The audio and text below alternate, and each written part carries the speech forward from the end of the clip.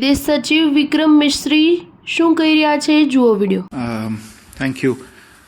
मेरे विचार में आप सबके जो सवाल बांग्लादेश को लेके हैं वो यही 2-3 मुद्दों पे है, तो मैं सबको एक साथ ले लेता हूँ।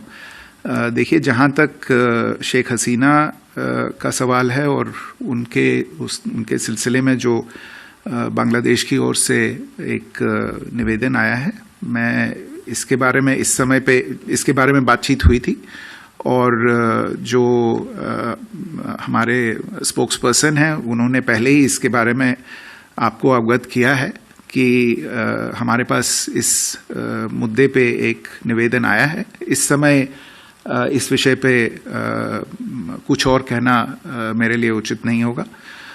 माइनॉरिटीज़ की, अल्पसंख्यकों की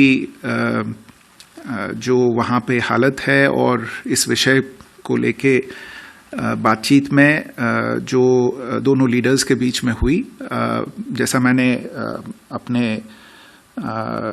रिमार्क्स में कहा, प्रधानमंत्री जी ने इस मुद्दे को खुल के सामने रखा। इसके बारे में हमारी गहरी चिंता उन्होंने जताई और इसका असर जो बाकी समाज पे होता है उसके बारे में प्रोफेसर यूनुस को अवगत कराया और उन्होंने अपनी आशा जताई कि आखिरकार ये जो मुद्दा है इसकी जो जिम्मेदारी है वो बांग्लादेश सरकार की है। और उन्होंने आशा जताई कि बांग्लादेश सरकार इस विषय पे अपनी जिम्मेदारियों पे खरी उतरेगी और इन चीज़ों को आगे इनकी जांच करेगी। जहाँ तक चुनाव का सवाल है, देखिए,